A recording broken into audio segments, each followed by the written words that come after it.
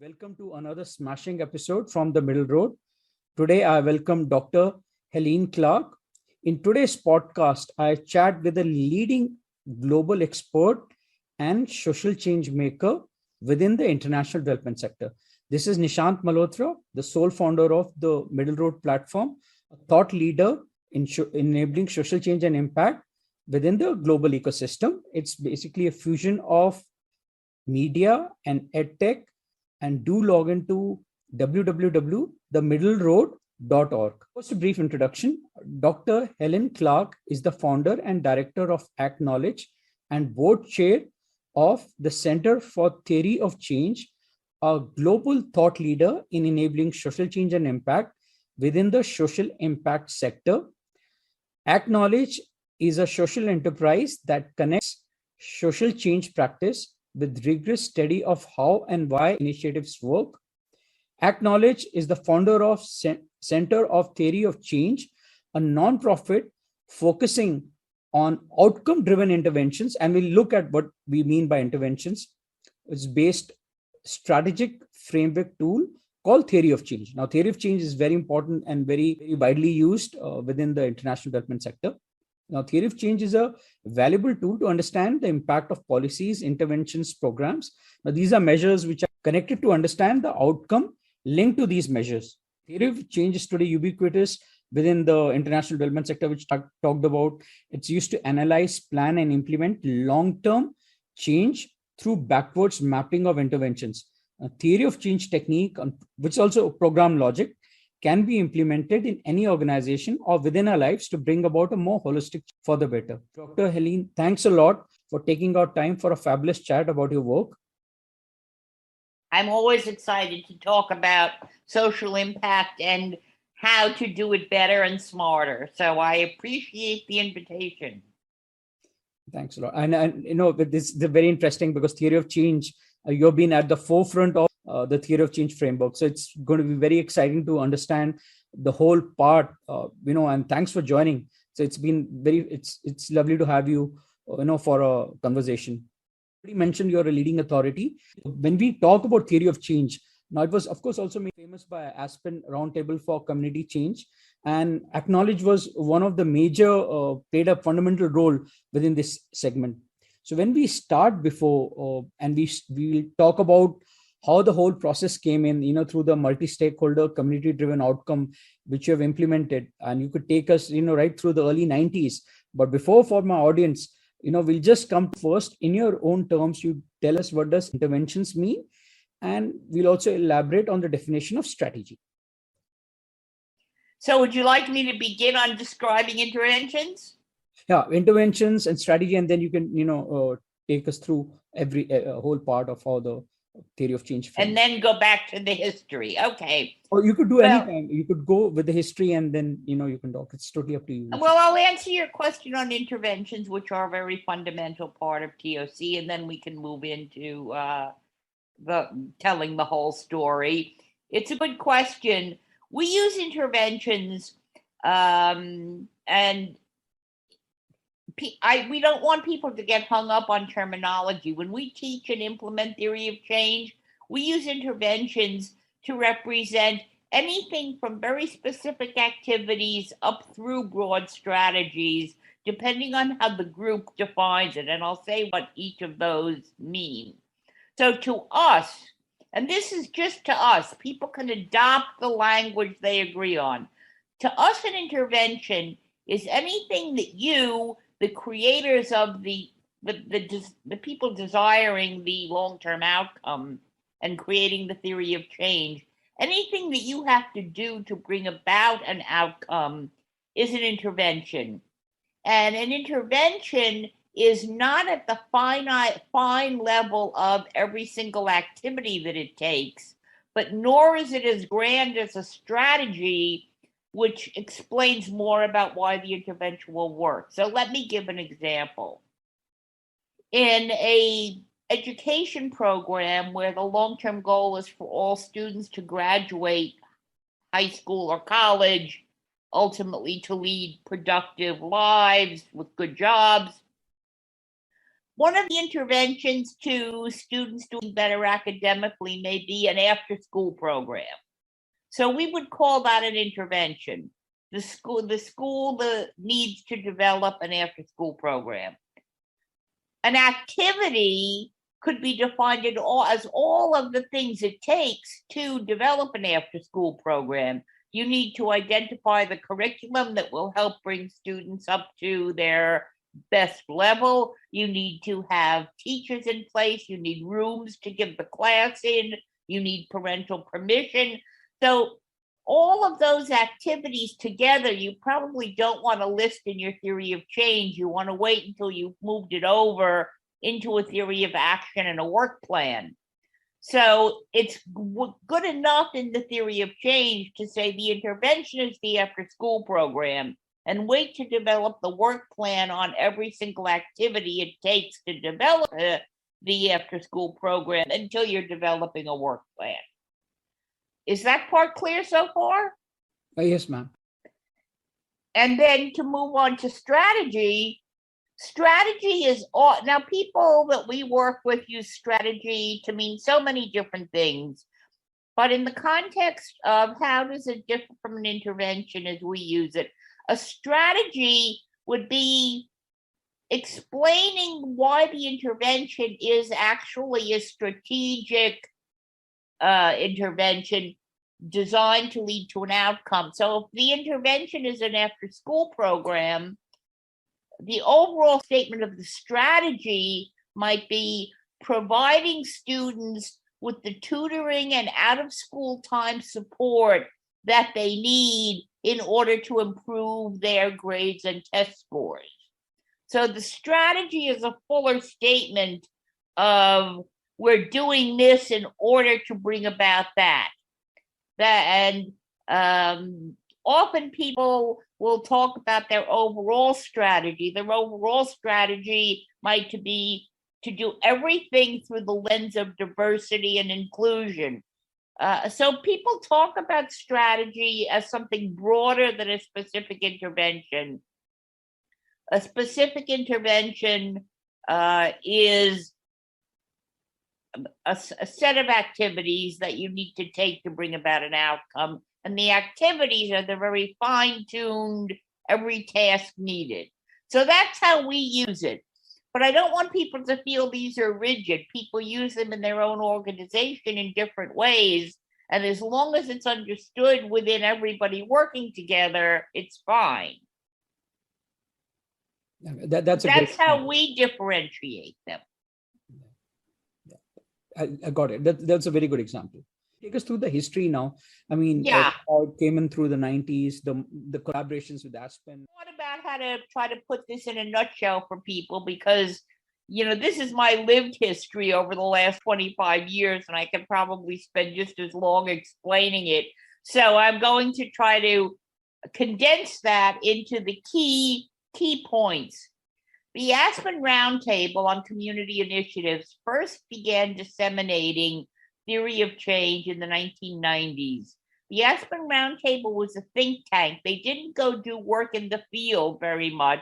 They were funded by Annie E. Casey Foundation for several years to disseminate the concepts of theory of change. And they did a 3-volume set of books called Voices from the Field, which are still very foundational and important in understanding basic theory of change concepts and why theory of change was necessary in complex social initiatives. They didn't invent theory of change, but they really disseminated it and tailored it to social initiatives. It goes back to being based on Kurt Lewin's theory of action, which we won't go into, but it has historical roots in people being participatory and acting on their own environments and being agents of change, and there being spirals of learning as you do that. So Aspen really defined and disseminated theory of change. And I, coincidentally to them doing all of that, I was beginning to realize in my own work that if I was going to be being a good evaluator, I needed to understand what people thought they were doing, rather than just test what kind of outcomes they achieved. I needed to test it against some idea they had about why something was going to work. Then I discovered Aspen's work, and that was my first aha moment, which I think was probably the biggest one. When I read their work, I was just said, well, this is what I've been doing, except they've actually they have a theory and a system and a concept for it. So I became a very big fan of Aspen's work, and within a couple of years, ActKnowledge became partners with Aspen, which was very good for Aspen in that we worked exclusively in the field with real clients, real initiatives, and real projects, which they as a think tank couldn't do. And so we brought back tons and tons of lessons, which allowed us to, with them, work to develop theory of change concepts and how to really doing it in real life is so different than learning it, in school or from a book. Early in the 2000s, the Aspen Institute finished their work on disseminating theory of change, and they moved on to structural racism, through which they continued to use theory of change as the lens to which they developed their structural racism project. But they were done officially with disseminating theory of change, and they passed the baton to us at ActKnowledge to take the legacy of all of their work and what theory of change really was and what it meant and how to do it correctly. And we became the keepers of the flame, so to speak. We, in the following years, really learned a tremendous amount of what goes wrong and what goes right, many aha moments.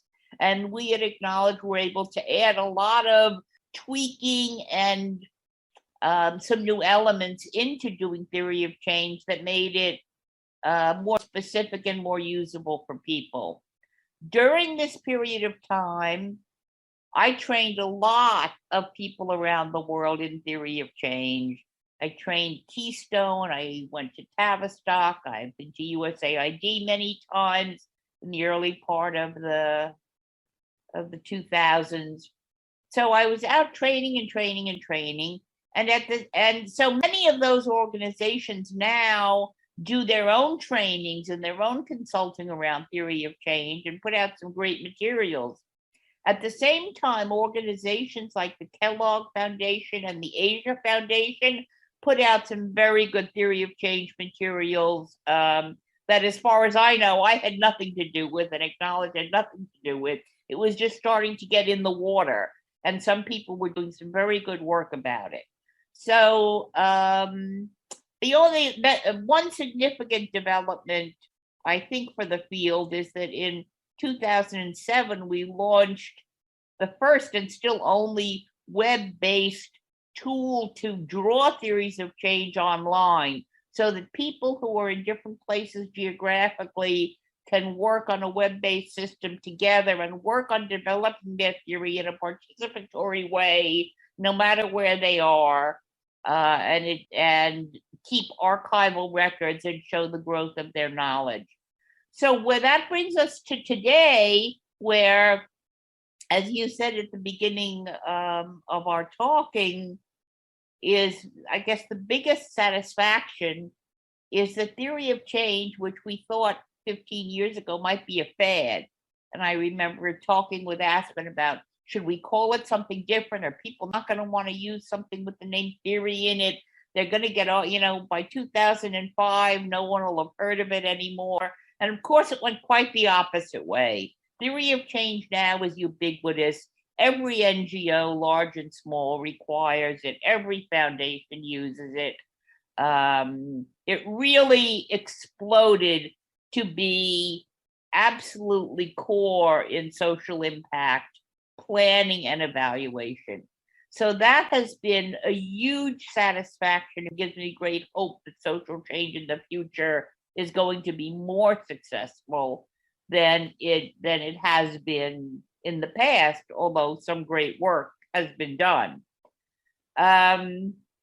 So I think that's where it is. Everybody is doing it now. There is one downside to our history, which is as theory of change became really a fad. Everybody by 2010 or 2015, everybody in the world requires a theory of change, says they do a theory of change, and all no idea what theory of change is. You will have foundations who have demanded that their grantees develop a theory of change for a grant. And when they get the theory of change, they have no idea how to read it. They say, "What is this? This is so complicated." What, and then other foundations or NGOs will say, "Our theory of change is youth need to be empowered in order to be engaged in school and do well. That's our theory." Well, it's a nice sentence and it may be true, but it's not a theory of change. So the fact that theory of change is bandied about by, to mean almost everything, that is problematic. There's too much misunderstanding and bad information out there. But that's the downside of it having become so ubiquitous and important. More and more people are doing good work. Yes, and I think today's podcast will actually, at least try to make sure that people come to know what theory of change is. And I think you're the best person to do that. We appreciate it. And I think a podcast like this, whether it's with me or anybody else who knows what theory of change is, these kinds of podcasts that you offer really educate a broad audience. And it doesn't mean it teaches them theory of change, but they begin to understand what to look for and where to look, and how it's really used. So I greatly appreciate that you're doing these podcasts. No, thank you. Thanks a lot. I appreciate that. And you talked a lot about partnership. So we'll come to a much more specific question. You have your paper you have written with others. You have a theory of change technical papers.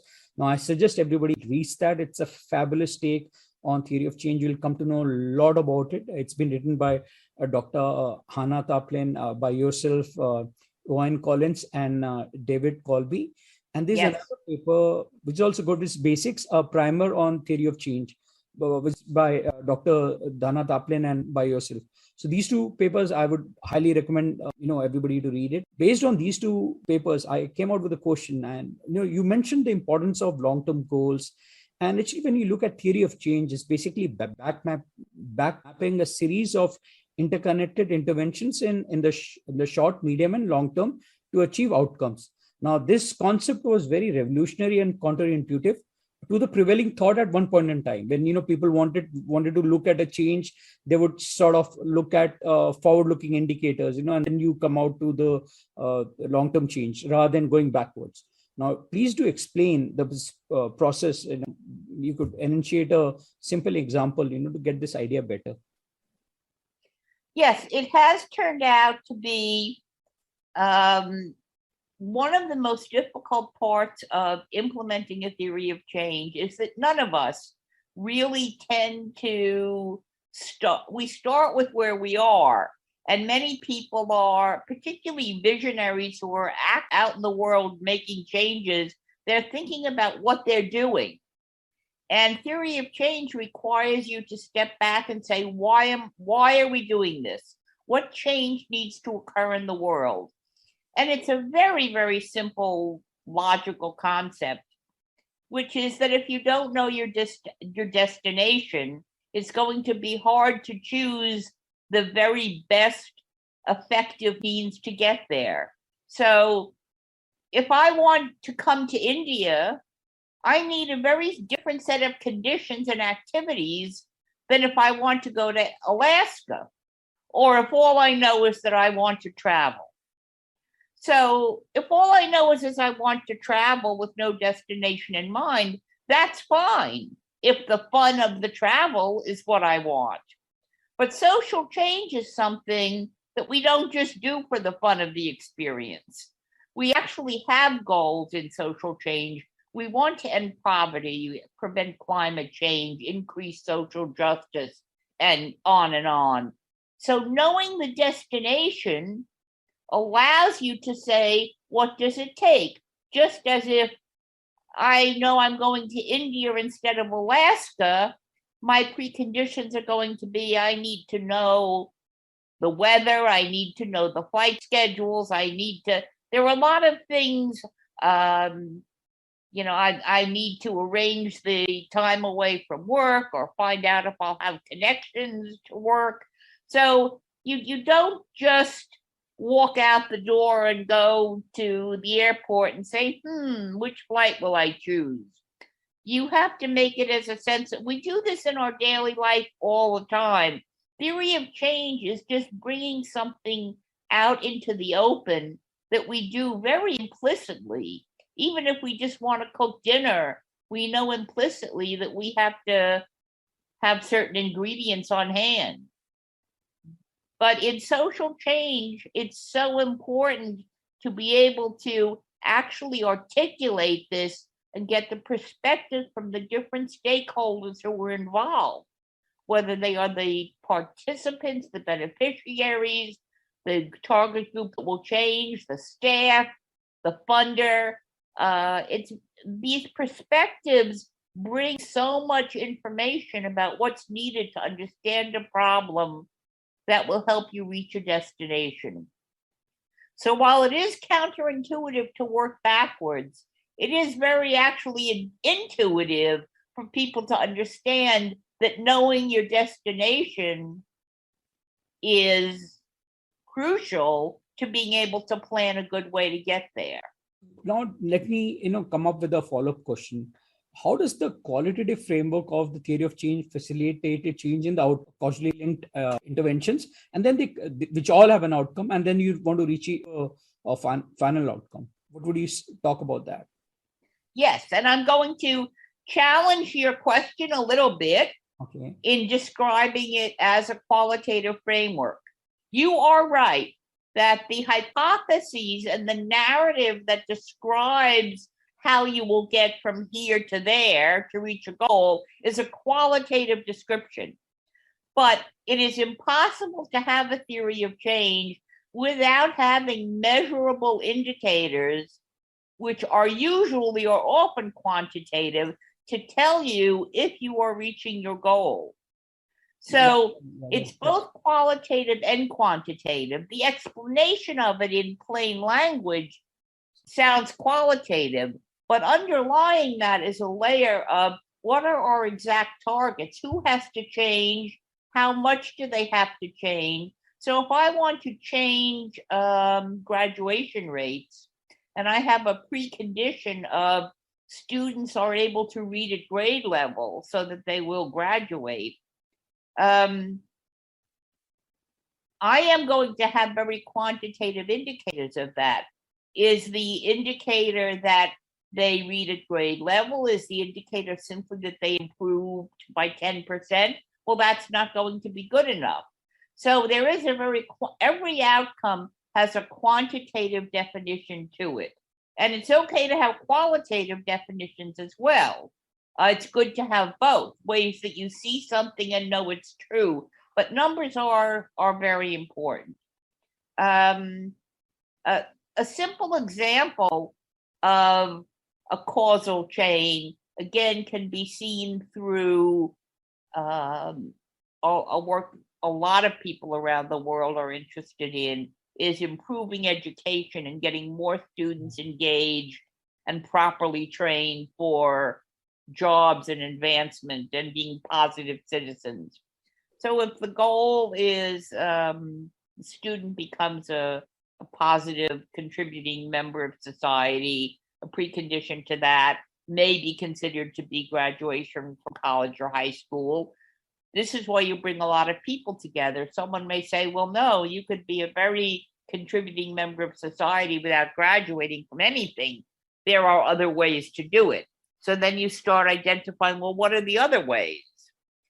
So let's say you go with the route, just for the sake of simplicity, that students need to go through school. Well, what's a precondition to getting students to go through school? One is that they have to be attending.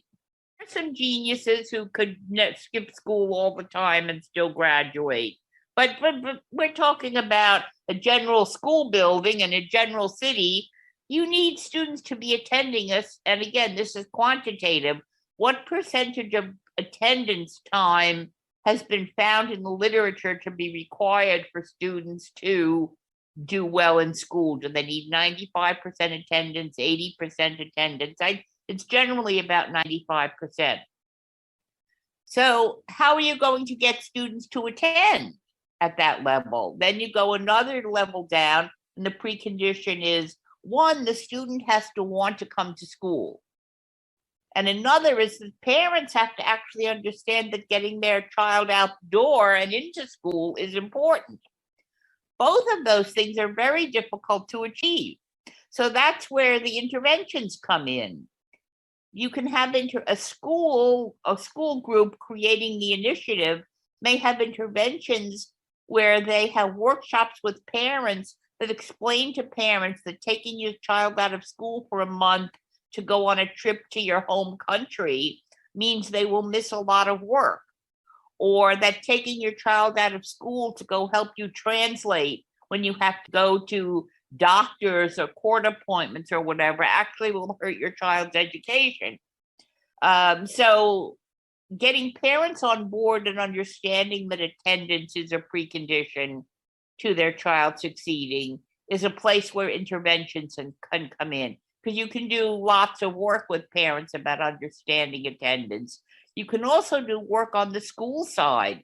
Students may not want to come to school because their teachers are completely culturally incompetent into understanding their context, and they feel very turned off. They're not treated as an individual. They're not treated with respect. So the school atmosphere may need to change. Students may feel like failures and not want to come to school because they're not doing well. So you can have interventions around bringing each student up to recognizing and achieving successes.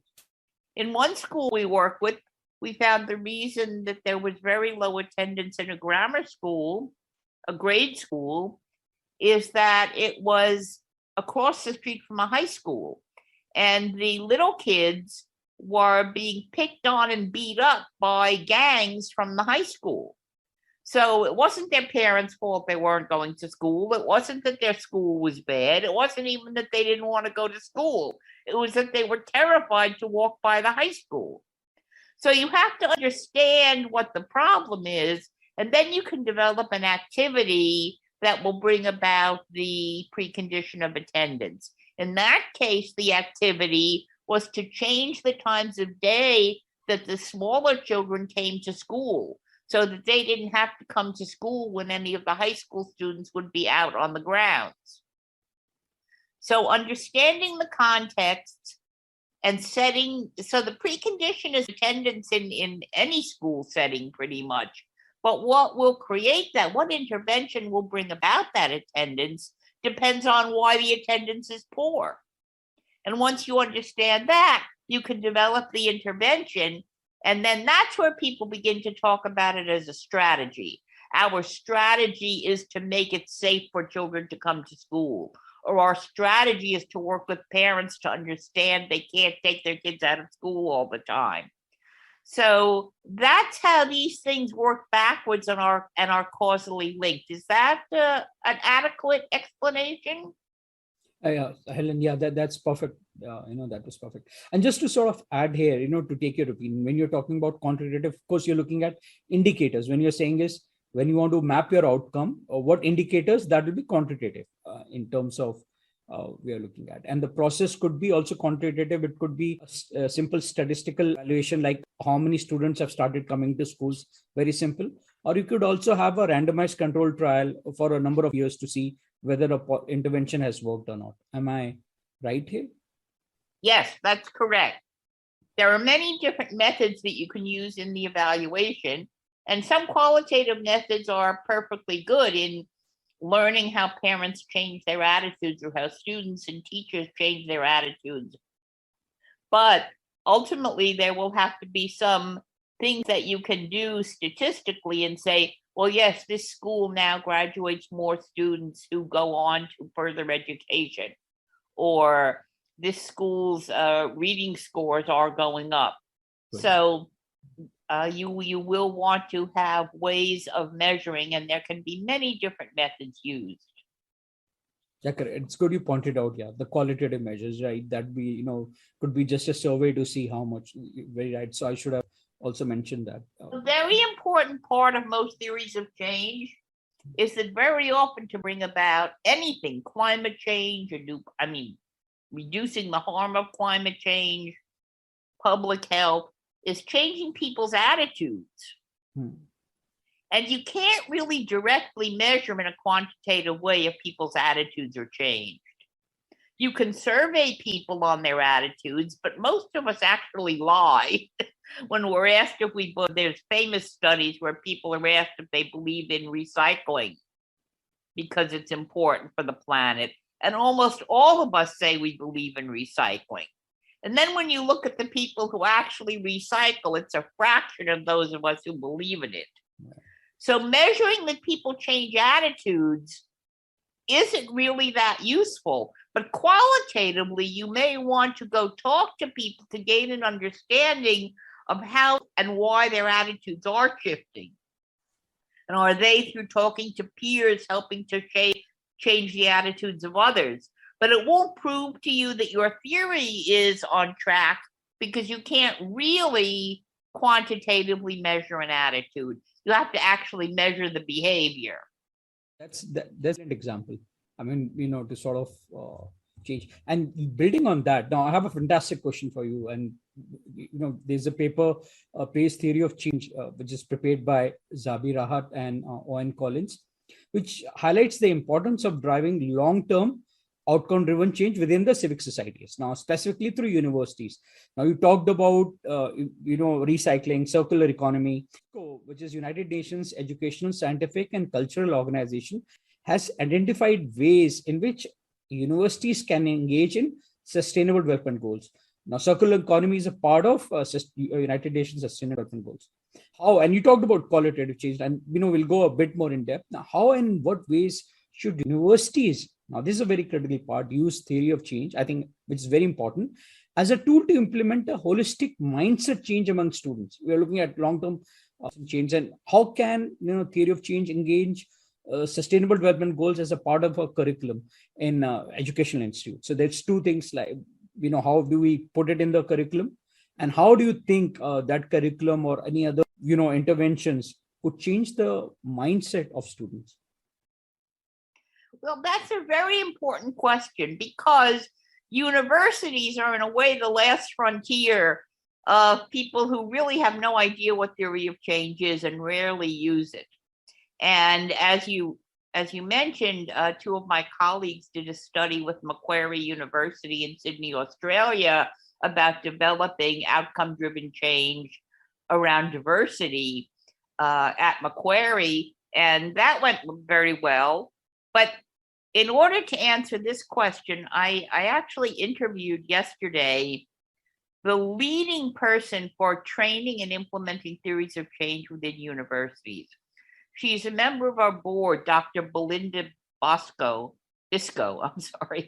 and she's a vice president at University of Oklahoma for diversity, equity, and inclusion. And she has been in the forefront of implementing theory of change within a university. And everything that she has learned resonates with what I've learned outside of universities, but they are specific environments. One thing that's very important is not to begin with trying to change the mindset among students. For theory of change to be transformational within a university, it's very important that educators, faculty, staff, administrators really embrace the idea of thinking about outcomes. She has found that most educators really focus on outputs, saying, we had 100 people take that course. But the outcome is different. What did they learn and how do they implement what they learned? So she's first trained educators in the different colleges of her university to understand what an outcome is and how it's not an output, teaching a certain number of people doesn't change anyone's condition. Another way she's made the transformation in her university is at the University of Oklahoma. They now put a theory of change in every grant the university writes, so that any project they undertake, they have a theory of change for it. She recently, in the last recent weeks, convened 100 educators internationally around developing a theory of change for the area of diversity, equity, and inclusion, which is what her specialty is. And she expected a lot of pushback from people, but she found that they immediately understood the idea of the importance of understanding what their destination was and what a precondition was. But what she found was difficult, and I guess it was her aha moment, and I can attest to the truth of this, is that as well as they bought into the idea and were eager to begin, as people began, they really started still talking about what they were doing, because everybody starts with where they are. And so the actual doing of a theory of change is more difficult than selling people on the idea of it. Now, once people do it, she had the math department work on doing it. And once they understood the idea of mapping things backwards, what will it take for this to happen and what will it take for that to happen, they very successfully developed a theory of change that other departments then wanted. But it's very important. One thing she found to be very important is to make sure that you don't just teach theory of change, but that you immerse the people that you want to have become transformational into theory of change. You immerse them in the training and in the doing of it. It's really an immersion process, that you have people actually do it, not just hear about it, and that you understand that you have to work with people where they start. So if they're starting with, I do this and I do that, you always, with theory of change, have to say, but why do you do that? You do that because you want something to happen. So if the music teacher comes into the room and says, my long-term goal for this school is to not cut music out of the curriculum. Well, that's very important, and particularly from her point of view, but all of us can agree music should be taught. But it's not the long-term goal for the school. But she's not going to stop saying her long-term goal is music education shouldn't be cut. So therefore, in a school setting, in a university setting, you'd say to that music professor, but why shouldn't music education be cut? What's so important about having musical education? And then the music professor can state the outcome, which is obvious in her mind. Well, obviously, an understanding of music leads to XYZ, that, it changes cognitive ability and perception in so many ways. But you have to push people into from where they are. You can't just say to them, no, you're wrong. Don't tell me about your activities. You have to say, okay, I understand why you're doing this as an educator, or I understand this important for you to do this as an educator, but why? Why is it important? When we say diversity, equity, and inclusion in this college, what do we mean by it? So she's worked with international educators and within her university, and it took a little while to get people to understand it, but through total immersion and actually doing it and having some hand-holding as they do it, she got the faculty, the administrators, the staff, and the students to really decide that they needed TOCs across colleges. And they have some remarkable outcomes from this. One of the educators she worked with moved on to a university in New York, and she's bringing theory of change into her university in New York, not just with students, but with the idea of transforming the institution. So her takeaway, and she was hoping that I would actually quote this in the podcast, and since I will quote it because it's so true, and it's not just for this part of our discussion, it's for theory of change in general. A takeaway when thinking about theory of change is that people think it's very complex and it takes a while to do it. But when you embrace theory of change for very complex initiatives like world peace or ending poverty or long-term things like that, having a well understood sense of what the context and barriers are actually saves a lot of frustration with going wrong and a lot of time. So her takeaway within the university is don't start with the students, start with being transformational at the level of faculty and administration, immerse people, train people, hold their hands through it, and they will get it and they will love it, but it will take time to do it. And university, as far as I know, Belinda Biscoe is the only person working in a university at that level of transformational change. Macquarie did a good job in the project Owen and Zabi did with them, but I don't think they're taking it to this level. But everything she has found with a university, while peculiar to academia, which has its own logic and time frame, is true in general for theory of change. So I share with you the benefit of her work being really the premier person bringing theory of change into university settings, which is an area of great need. Amazing example. So when you're talking about, I really appreciate this. You had a chat yesterday only, and you were talking about the example. Two questions come to my mind. When you're talking about long-term change, what is the optimum level of long-term would you think is good when you're implementing a strategic tool like, I would say, theory of change? Say that again. Are you saying what's a good time frame? How far in the future? Yeah, how far do you think is good to, if I want to look at a change in long term, should be 3 years, 5 years? You think how long is okay? That really depends on the area, and I'll speak from some current projects I'm working on right now. Okay. I'm working with one organization, international NGO, that is looking to change the financial markets of how people buy bonds so that they only buy bonds that support green activities. And their goal is to reduce carbon emissions worldwide so that climate only changes by 1.5 degrees, where we're on a road to change climate by maybe double that with current strategies. So their long-term goal could be over 30 years. They want to see some movement. They have goals for this year and next year. Their indicators, their quantitative measures, and meeting their short-term preconditions are within a year, within 2 years, within 3 years. But their long-term goal is really, where will we be in 2050? Now, that's appropriate to climate.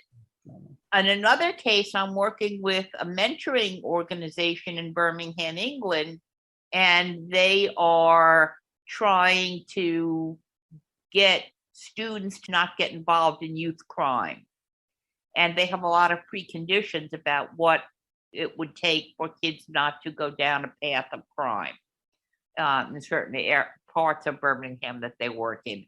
Their long-term goal is very short. It's within 1 year, they want to see a lot of their preconditions met and a lot of youth having mentors and having alternatives to crime and having alternative ways to make money, not the kind of money they might make by dealing drugs, but something that they will see will lead to a better future.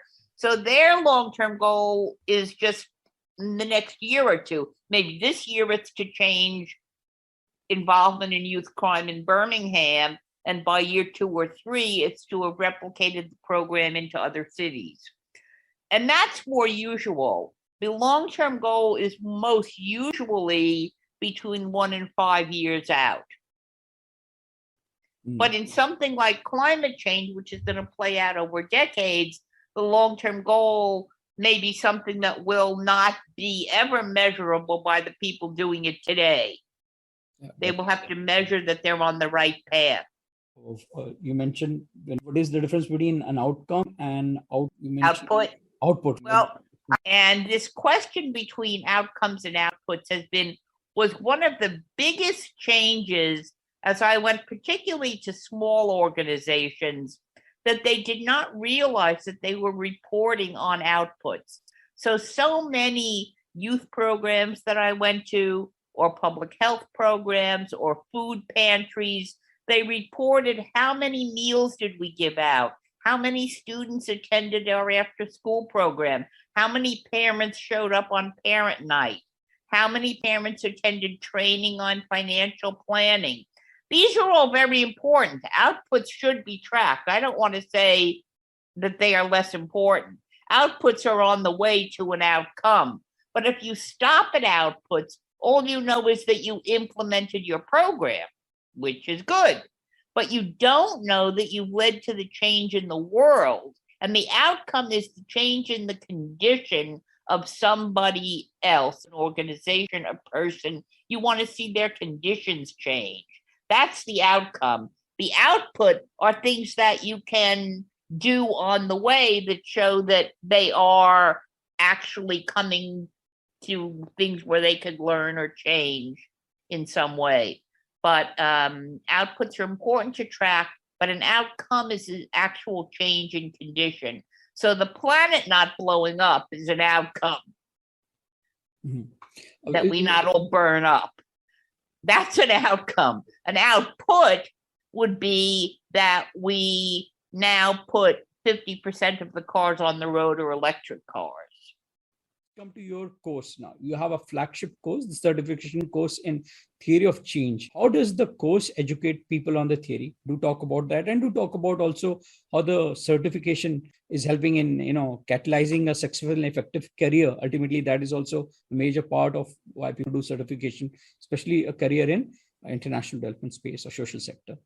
I'm appreciative that you bring up the course, because I think it's a very important and really one of its kind offering of the center. And I do want to say this isn't an advertisement.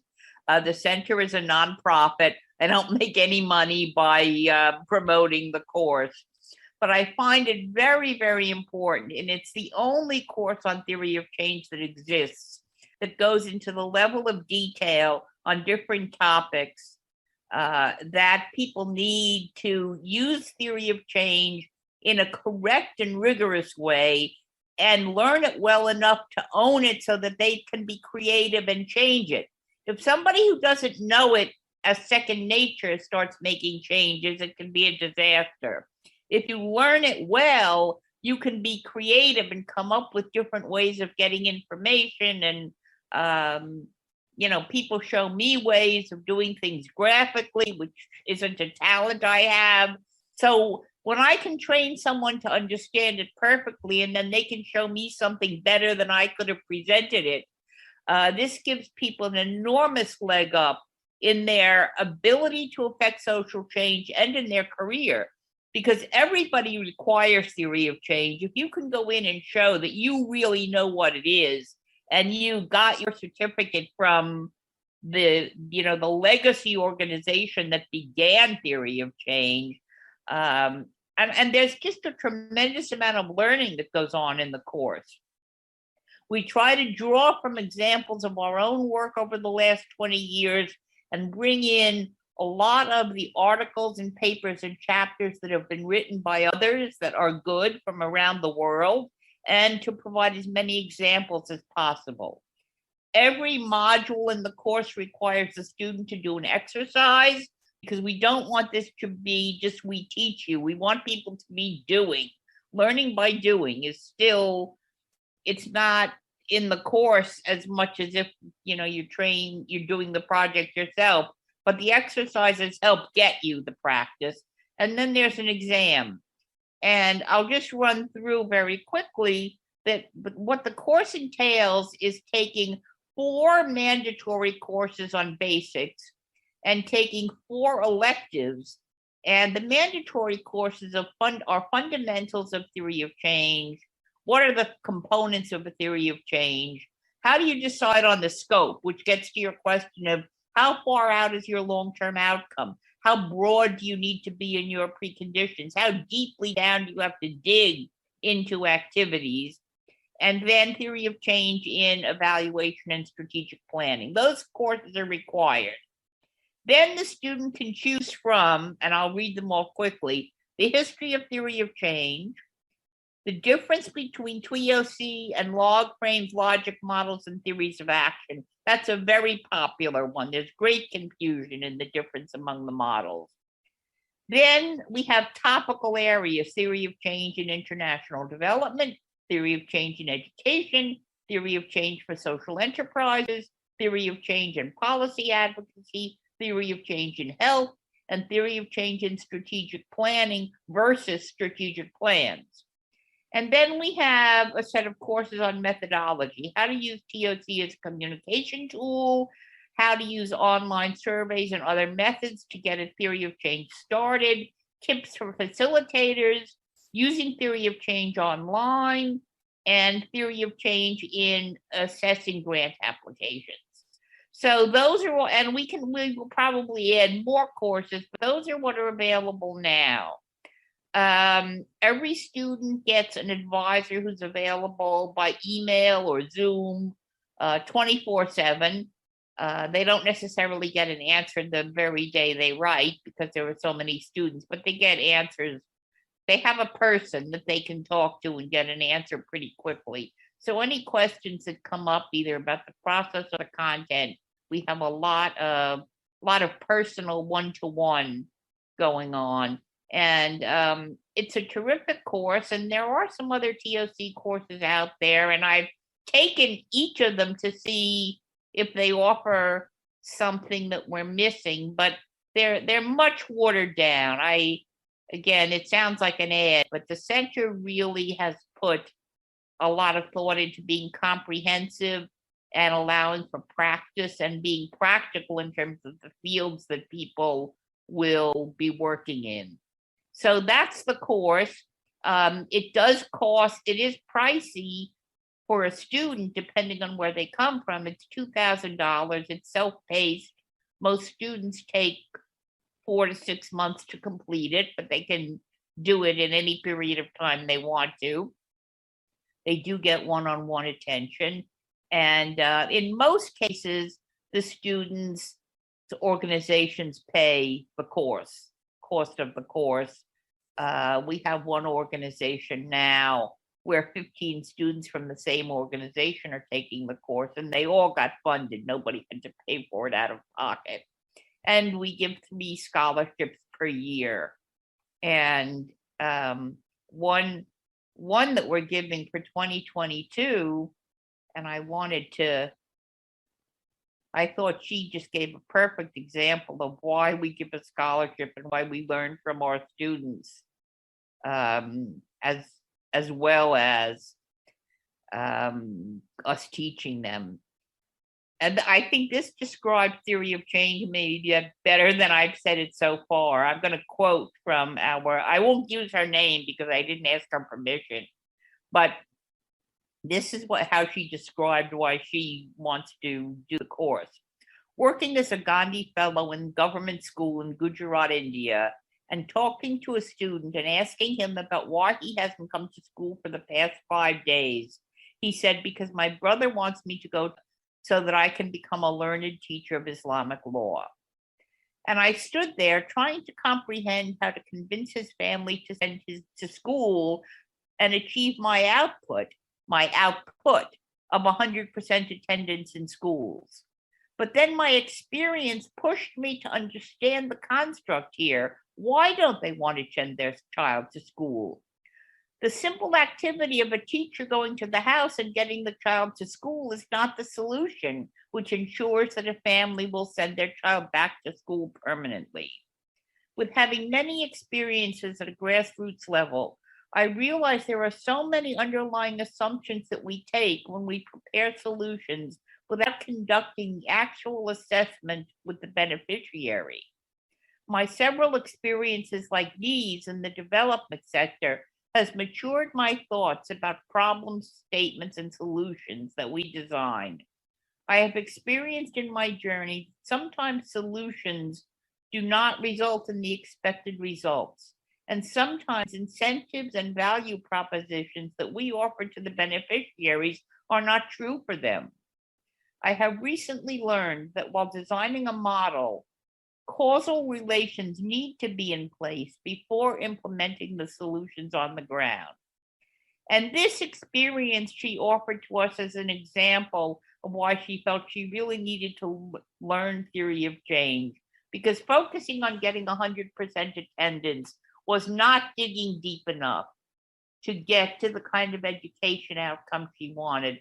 And I thought that was just a succinct quote that she put together about how she would use this work.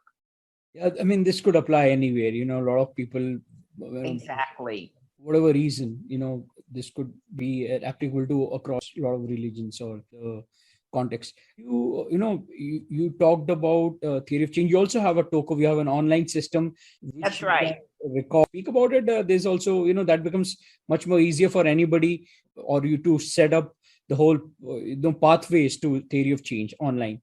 Am I correct here?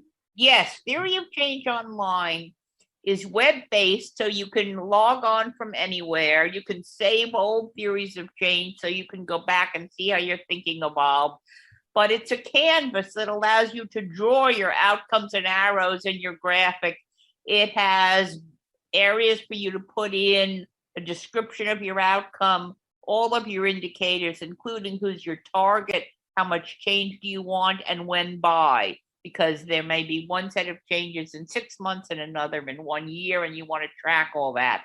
It allows you to put in your hypotheses about why an intervention will work or why a precondition is necessary. It allows you to put in your underlying assumptions. So it's a database and a visual picture of your theory. It allows commenting by others. So you can tell somebody, log on to this and use the comment feature and put a little comment box that says, I don't understand what you mean by this outcome, or this precondition is not enough. It won't help people get jobs. So we originally developed Theory of Change. We began in 2004 with a seed grant from the Hewlett Foundation, and we developed it for ourselves. We were inundated with work and going crazy and drawing and redrawing theories of change in Word or in PowerPoint, and we were just going mad. You couldn't keep track of all the versions. You couldn't have layers of the database of indicators, outcomes, summaries that people could understand. So I couldn't live without it now. I couldn't function if I didn't have Theory of Change Online for all my projects. We have about 30,000 users worldwide signed on for it. I would say at any given time, maybe a small fraction of that are using it actively for a project. But there's nothing else like it out there. So I probably say this is an ad. I think the Theory of Change Online is, while it takes a little bit of practice to get good at how to use all the features, because it has a lot of features, it's basically very simple and intuitive, and we have learning videos and opportunities to talk to a tech person with questions. But Theory of Change Online is tremendously useful, and it's not perfect. It's growing and growing all the time. We're always adding to improve it. I highly recommend it. It's not necessary. Nobody has to have it to do a good theory of change. It's just handy. It just makes life simpler. I want to say that the Theory of Change Online, the web-based tool, and the course are both described and available at www.theoryofchange.org. Theoryofchange.org is the home of the center. And again, that's nonprofit. And we're not speaking about my work in doing consulting with ActKnowledge or anything. We're talking about a nonprofit with an international board that's really aimed at education and dissemination. So the website I'm giving you is for the nonprofit, and those tools are available through the nonprofit. When you talked about a lot of modules, I think I missed out.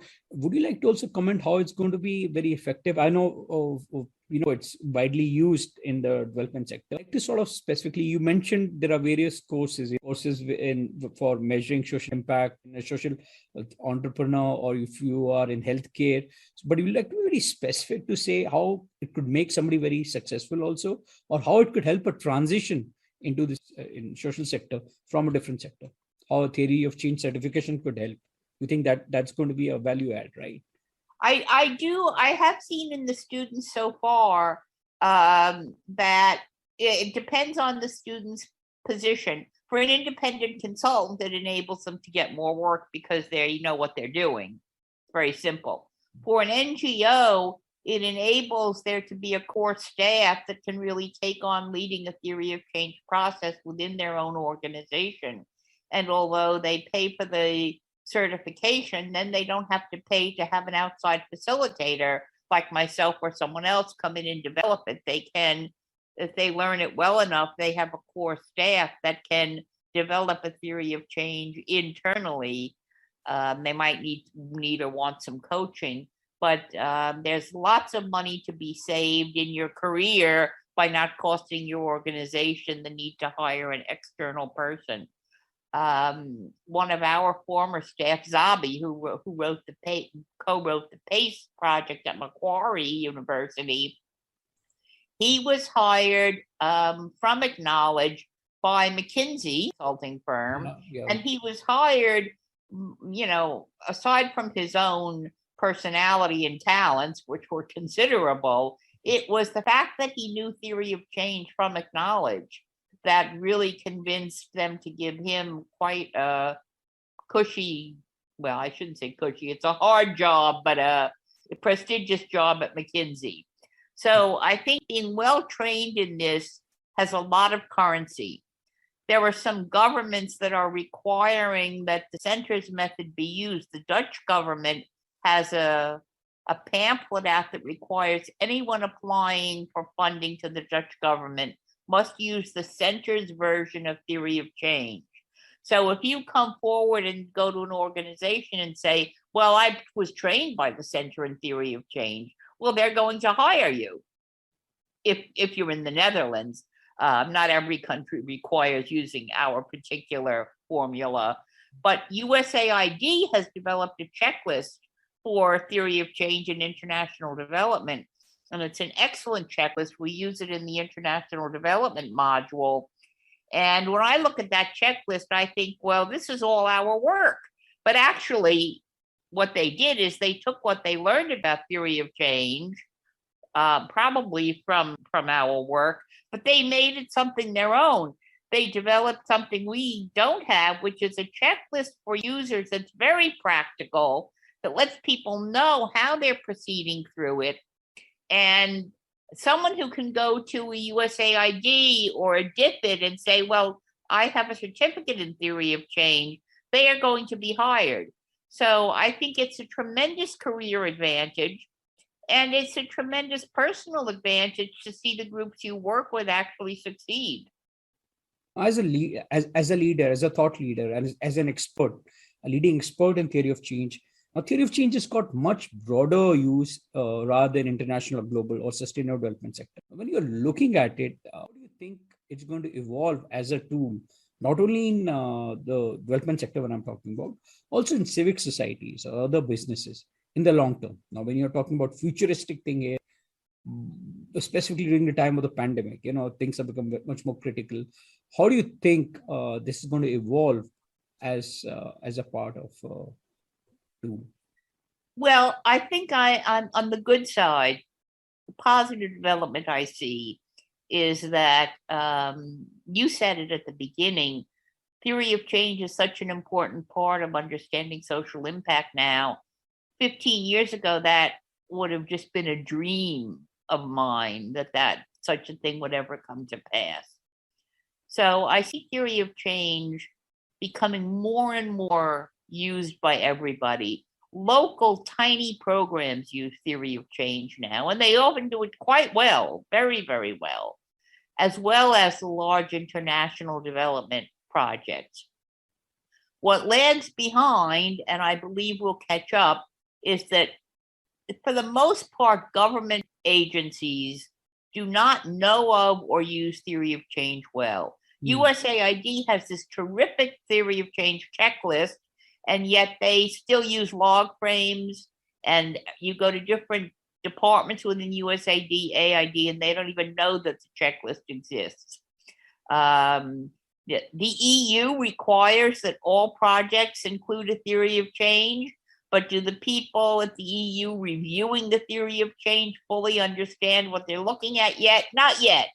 So this is evolving, but there are places, universities, as you asked about, very importantly, and governments really are behind the curve that the NGOs and foundations and small groups are. So there's room for growth, which I see happening, but slowly. So I think that will happen. And I think that on the downside, the more and more people who know, who hear the term theory of change and know that they need to have one, because everybody does. Everyone has that pair of Nikes. I better get them. I don't even know if they're comfortable, but I better get them. Is that there's a lot of misinformation which will continue to mushroom out there. So it's so important that organizations like yours, like the Center, like Kellogg, like Asia Foundation, are putting out very good examples of how to use theory of change creatively but rigorously, not just doing something loose and doing a logic model and saying I have a theory of change. So I do see the misinformation continuing to proliferate, but I see inroads, more and more of good work being done throughout all foundations, all countries. We have an affiliate in Japan who about 5 years ago asked us to become affiliate and borrow so that they could introduce theory of change in Japan. They are the first to do it in Japan. So I see this becoming, I can't say more global, it's already global, but having more tentacles into more organizations so that everybody is doing it. My concern is that everybody do it right. And I'm a stickler for people doing it right, which isn't to say they shouldn't put their own stamp on it. I'm all for that. I learned so much from people coming up with a new suggestion or a new way of doing it. But if you're not rigorous with the logic and and understanding the context and getting enough perspectives and voices in the mix, that's not negotiable. You have to really understand context and perspectives and logic and do it properly. So I think that is coming along, but it's mixed in with a lot of people doing it in a loose or inaccurate fashion. But there's a lot of terrific work, and it has exploded beyond my wildest dreams of 15 years ago. Unfortunately, as you say, I'm an expert in the field only by virtue of longevity. I began with Aspen in the mid-90s at the very inception of this, and have kind of the institutional history because I've aged into it. So it's not a special talent. It's that I've been doing it for 25 years from the very originators. And I am an expert, but I learn every day that there are new and creative things that I don't have a talent in that other people do. So it's always very important to make sure that we're open to learning from others. And I'm sorry that my expertise came at the downside of having to be 25 years older. But nothing happens overnight. Got started in this particular field. Was there a sort of a nudge or something which you came across, which you thought, okay, this is really something which I want to do? Was there a story behind this? Yes, there is a story behind it. I worked for a very small community development organization in my 20s, and I had to develop a plan for them on how to prevent arson along their commercial strip. And I sketched out on a piece of paper. Theory of change, I never heard of it. It was the furthest thing from my mind. This is the mid-'80s. I sketched out on a piece of paper how I understood why these arsons were happening and what it would take to prevent these arsons, what the role of bad landlords and insurance fraud and all of that were. And I sketched this all out on a piece of loose leaf paper. And I did the project and I got paid and I moved on and got my doctorate. And 10 years later, I'm doing evaluation and I discover the work of Aspen, which was my real aha moment. Discovering that, people do understand that you have to know what it is that people wanted to do before you can tell them they succeeded or failed. Maybe everybody didn't graduate from high school because they only had mentors for 10 students. They're not looking at things, but maybe they did great work for those 10 students. So we have to understand this better. So I discovered the theory of change, and I began realizing that we could not possibly work with people as evaluators if we didn't really understand their thinking. And then we realized, well, wouldn't this be better if we understood their thinking when they're planning it, rather than when we're looking back to see what they thought 5 years ago. So we began using it for planning. And one day I was cleaning out my file cabinets and I came across this sketch I did for the commercial arson project. And the sketch was a theory of change. It was preconditions and activities that were required to understand what. And I was like, I brought it to work and I showed all my colleagues and I said, look at this, look at this. I drew a theory of change when I was 24. I had no idea. And I've saved it to this day because the logic behind a theory of change is really just common sense. What I was doing at that young age in a small local project was just doing a common sense map of how I understood the problem. And that's all theory of change is. As Belinda Biscoe will say, the devil is in the doing. It's taking complex problems and actually figuring out what's causing them and what it will take to change them that is so difficult. The concept of using common sense to understand a problem, I was doing it before I ever knew anything about the field. So I think that it's important for people to understand that this is not rocket science as a concept. It's common sense. You do it in a way every day, as I said, when you plan dinner. I did it in planning to reduce arson on Flatbush Avenue in Brooklyn. But being able to do it in a group of people with very different viewpoints and actually understand problems, not as simple as commercial arson, which was bad enough, but as ending poverty or not having the planet destroyed, or changing healthcare systems in the US. These things are very, very complex. So it isn't the theory of change that's complicated, it's the problem that's complicated. So don't blame the theory of change when the work you embark on is very hard.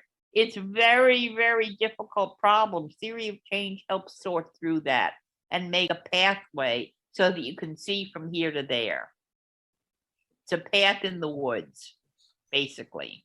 I guess that's what I would end there with that. I'm happy to take more questions, but that's how it came to me. Interesting story. Now, before I go to the last question, I'd like to share any message. A lot of time within development sector, you've seen it evolve from 80s to now. I mean, there was no concept of sustainable development goals, which, through United Nations in 2015. But before that, there's Millennium Development Goals, which United Nations had come in. So if you look at the sort of focus which we have today, it's tremendous. That wasn't there. It's more impact driven. It's more very global.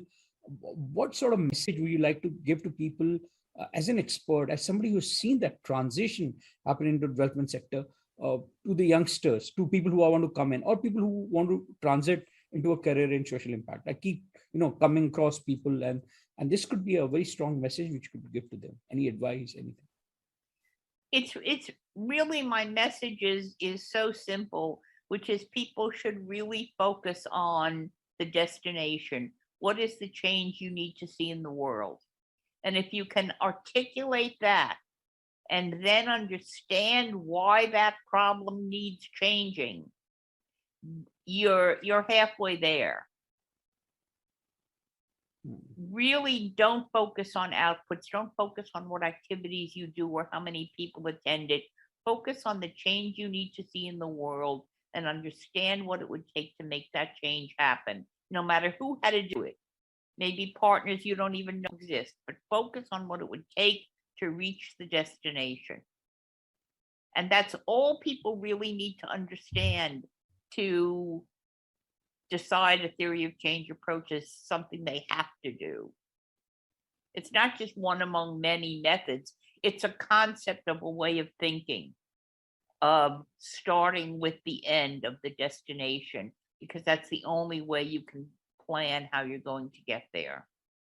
And it's so simple, but when you get in the weeds of doing it, everybody finds it very, very scary and complicated. But it's just common sense, and it's starting with the goal, understanding your goal. We come now to the last question, and that's a very good advice. I think, the best part is like how to articulate it, and articulation sometimes is so difficult.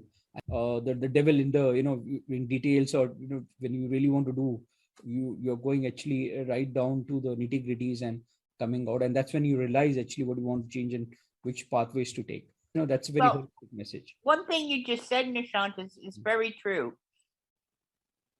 People can name a long-term, articulating what the long-term goal is can be very difficult.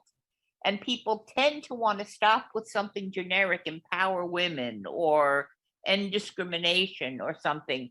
It's when you look at what the indicator is that you really understand and you really develop what you mean by this outcome.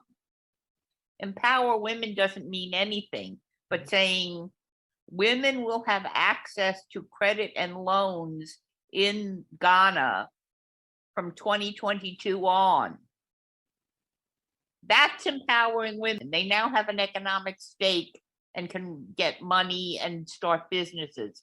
So it's when you develop an indicator, it really helps you articulate the long-term goal in a way that people might have been dancing around by just saying, well, we just want parents to be empowered. We just want people not to be poor. Well, what does that mean? And it's those indicators. Devil in the details there. And I really appreciate you, talking so much. Now we come to the last question, and I think you talked about a lot of aha moments, but out here, would you like to share something very specific? In this space, aha moments, whichever comes to your mind, something very recent, something very profound. Coming up with something very profound. I mean, has proved. My aha moment was that I'm not profound. But seriously, I will say one aha moment for me is to realize that this has gone from something that was used by a very small group of people in community development to something that is now an international phenomenon. There's a downside to it with the misinformation, but it's a tremendous, it takes my breath away that this has been so successful. So there's that. Another aha moment for me is when a student that I'm teaching asks me a question or makes a suggestion, and I hadn't thought of it before, and I've done this for 25 years. And I say, oh, that would solve that problem of how to represent sustainability. That's brilliant. So the aha moments come across every day. Well, they don't happen every day, but the aha moments when someone brings something new to something in the field. So that's about me and about TOC, but the real aha moment for the field is that its strength is growing, and it has not led yet, in my view, to real systems change. And I have recently had aha moments where I see groups that are fighting for systems change, so that it's when it makes that leap to systems change, we could really see a transformed world. So that's kind of the aha moment, is the potential of what I was doing on scraps of paper when in my 20s is now something that people really embrace in a much more sophisticated way, and can lead to not just good programs and initiatives, but to transformational system change.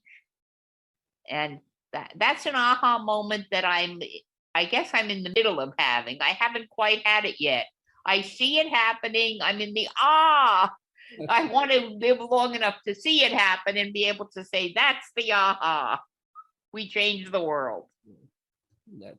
And I know it occurred to me, when you were talking about, you wrote that in a piece of paper at the age of 25, and you would finally, after a long time again, you'll connect, rebound. Do you think it was like destiny that brought you out there? Do you think there was a sort of providence there, that there was some sort of connection?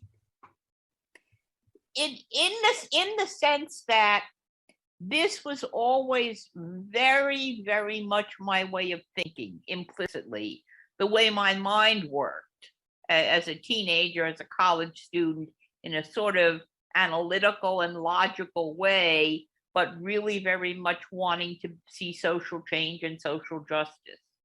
So I think it was destined in the sense of that's where my talent and interest lies. So I don't know that it was any grand destiny, but it was my destiny. And now I see that it is other people's destiny. Maybe that's the greatest aha moment of all, when I see it's other people's destiny. I think this in the subconscious mind, and the nature brought you out there, and I think you kept on taking those steps, and you made your destiny. I mean, that could be one way of looking at it. Small interventions which led you to the longer intervention. Yeah. Thanks a lot. I really appreciate it. It was a fantastic conversation. It was very descriptive. We talked about theory of change. We looked at, examples, and we looked at what you're really doing at this point of time. And theory of change certification course, I think that's a fantastic course. I saw it, and I myself wanted to do it. I myself want to do it, and it's going to. I'll put a strong foundation. Like you said, there are a lot of misconceptions. Put a lot of strong foundation among people or practitioners who want to go, subject matter experts who want to take this field. So thanks a lot. You took time, very in depth, and very descriptive conversation. Thanks a lot. I really appreciate it. Thank you. I appreciate it. I love to talk about this.